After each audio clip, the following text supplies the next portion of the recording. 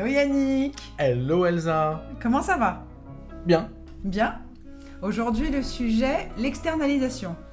Oui, c'est bien. Fabuleux. Oui, c'est magnifique. C'est de la... Magie. C'est de la PNL. Ah d'accord. Pour les PNListes. Programmation neurolinguistique. Voilà.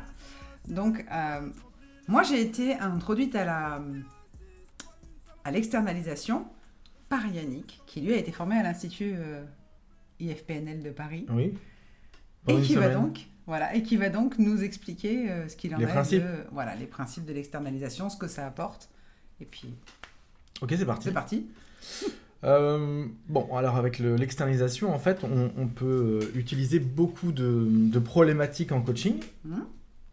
Par exemple, quelqu'un qui n'arrive pas à se débarrasser, qui se ronge les ongles, quelqu'un qui a du mal avec quelque chose qui entend une petite voix qui lui dit de faire des choses qui sont pas bien pour elle, mais elle continue de les faire parce qu'elle les entend et ainsi de suite. On parle pas de la pathologie de la schizophrénie, on est bien d'accord. Non, ce sont. On parle de notre c'est une méthodologie pour des gens qui ont un comportement normal. D'accord. Oui. Et donc qui n'arrivent pas à arrêter quelque chose parce qu'ils pensent, et vous allez comprendre le mot externalisation, ils pensent que ça vient d'eux. Ils confondent le problème avec leur âme, leur être. Donc ils estiment qu'ils sont le problème qu'ils ont.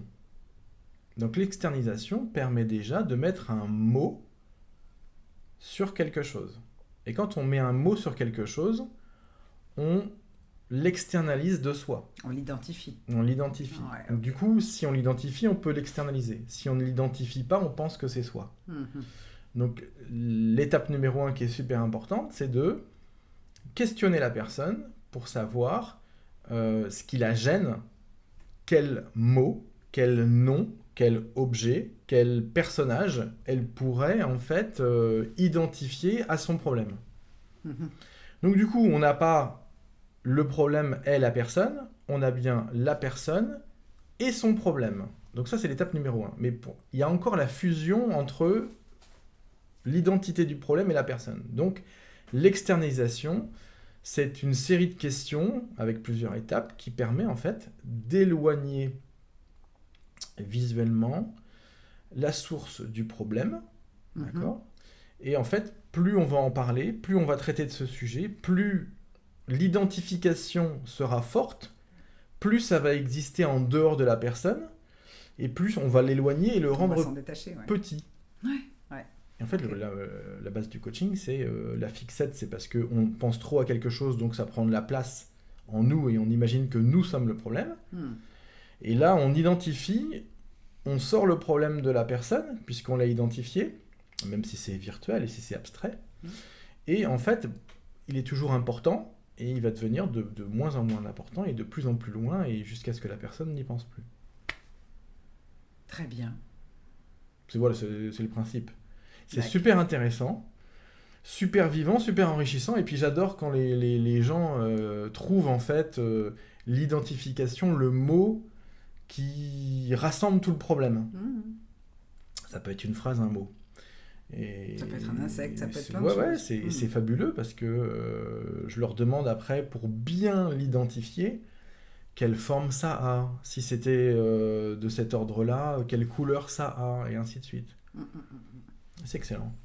Ok, donc en fait, l'externalisation permet de bien distinguer notre systémique de fonctionnement, souvent sur pilote automatique, quand on n'a pas encore fait la clarté sur ce qu'on est et sur ce qui nous anime réellement. On a tendance donc à fonctionner sur des pilotes automatiques, des drivers, qui, dans la plupart des cas, sont des drivers de blessure. Oui.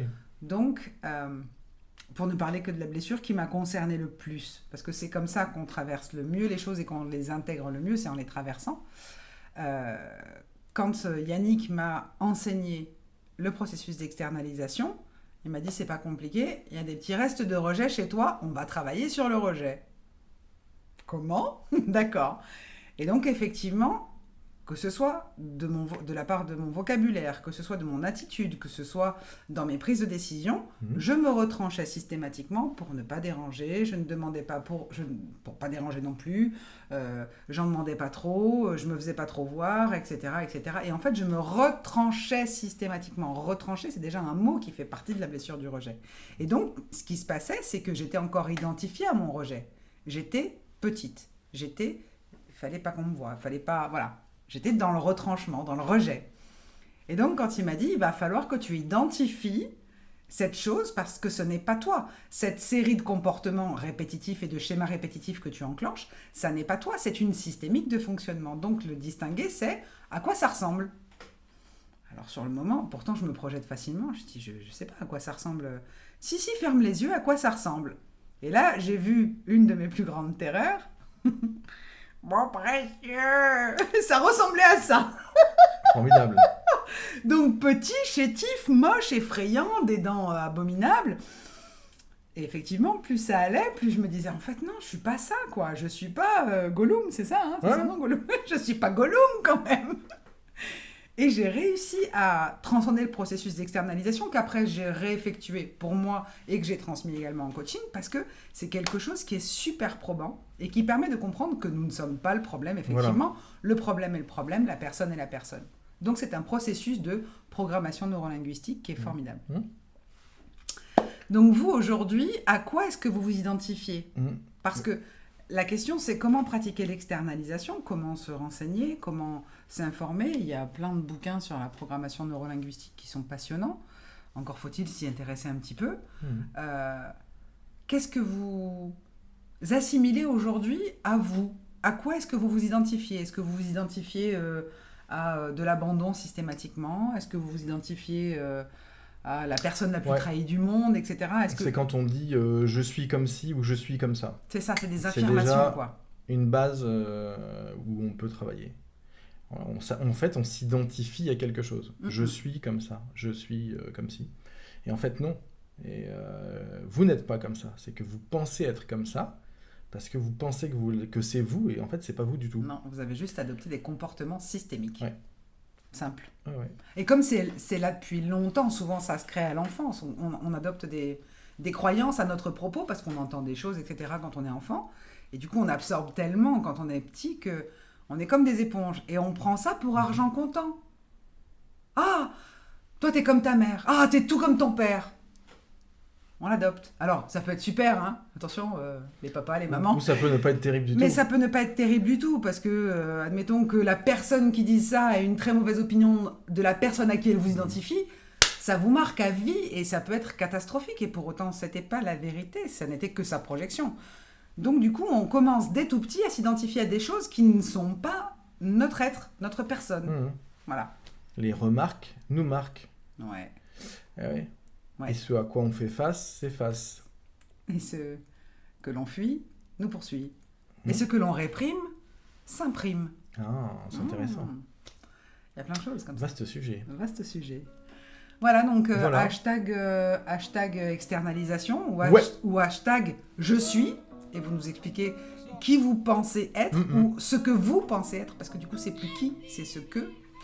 Parce que vous n'êtes pas ni rejet, ni abandon, ni trahison, ni... Voilà. Et puis, à la semaine prochaine. Yes, à bientôt pour de nouvelles aventures chez les chevaux. Et puis à bientôt, on aimerait bien vous voir en vidéo. Ouais, ça serait cool, la rentrée. À bientôt. Ciao, ciao. Beaucoup trop souvent comme la paix. Des fois je suis dans ma tête, mais bien plus souvent dans la sienne.